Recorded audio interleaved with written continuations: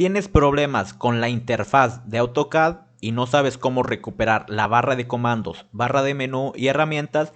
Quédate en el video para enseñarte cómo. ¿Te ha pasado que cuando abres el AutoCAD no tienes el menú, las barras de herramienta, la cintilla donde obviamente tienes todo el historial de comandos y la nota de propiedades? Ahorita te voy a decir cómo lo puedes hacer para que aparezcan estas barras. Vamos a comenzar.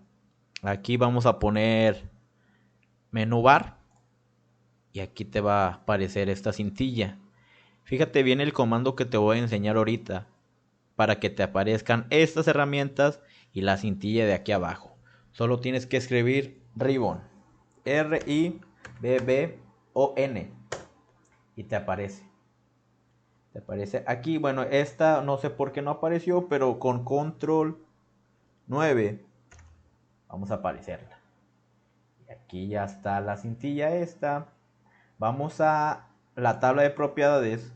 Podemos utilizar el comando de P y la R, Enter, y aparecen propiedades. Vamos a ver la otra forma, que es control 1 y aparece. Esta línea yo la acomodo así para tener mayor visión de lo que estoy escribiendo. Y eso sería todo por el video de hoy. Muchas gracias por verlo, compartir y comentar. Hasta la próxima.